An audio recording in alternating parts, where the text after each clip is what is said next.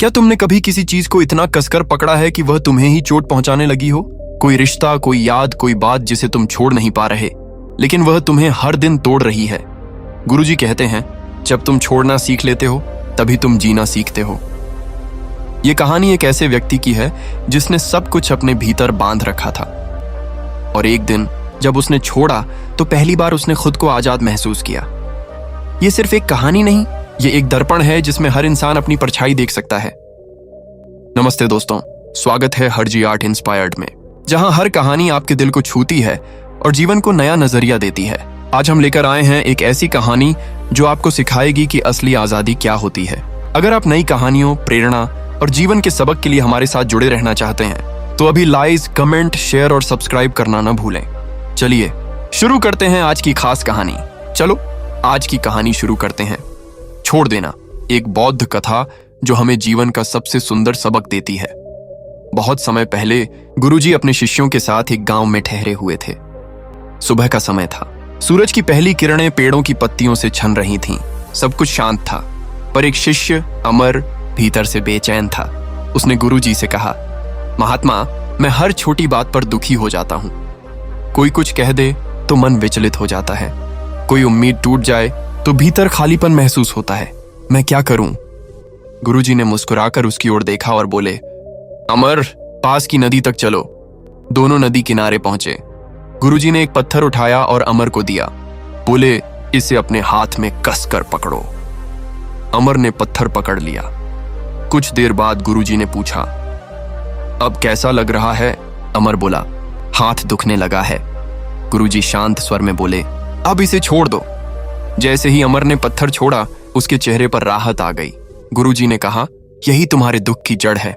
तुम जिन बातों, उम्मीदों और यादों को कसकर पकड़े बैठे हो, वही तुम्हें दुख दे रही है।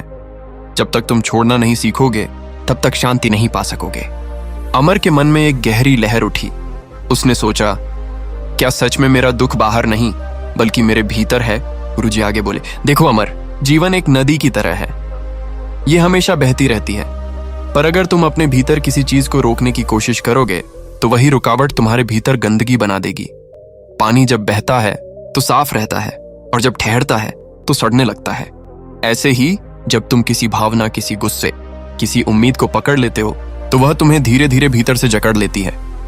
गुरुजी ने नदी से थोड़ा पानी उठाया और कहा, देखो, यह पानी साफ है क्योंकि यह बह रहा है, पर अगर इसे किसी पात्र में बंद कर दूं तो कल यह बदबू देने लगेगा। अमर अब सब समझने लगा था। उसे याद आया कैसे उसने अपने दोस्त की कही एक बात सालों से दिल में रखी थी। कैसे उसने कुछ पुराने रिश्तों को पकड़े रखा जो अब सिर्फ दर्द बन चुके थे, और कैसे हर बार वह अपने ही अतीत में फंस जाता था। गुरुजी बोले, जो चला गया उसे जाने दो, जो तुम्हारा है वो कभी जाएगा नहीं। जब तुम छोड़ते हो तो तुम खाली नहीं होते, तुम जगह बनाते हो कुछ नए, कुछ बेहतर के लिए। जिंदगी में हम सब कुछ ना कुछ पकड़े बैठे हैं, किसी की कही बात, किसी का धोखा, किसी का जाना। हमें लगता है कि छोड़ देना हार है, पर असल में छोड़ देना जीत की पहली शर्त है। क्योंकि जब तुम छोड़ते हो तुम हारते नहीं, तुम हल्के हो जाते हो, और जब तुम हल्के होते हो तुम उड़ने लगते हो। गुरुजी कहते हैं, जो चला गया उसे जाने दो, जो बचा है उसमें मुस्कुराना सीखो। जीवन को पकड़कर मत रखो, उसे बहने दो, क्योंकि शांति किसी को पाने से नहीं बल्कि अपने भीतर की पकड़ ढीली करने से मिलती है।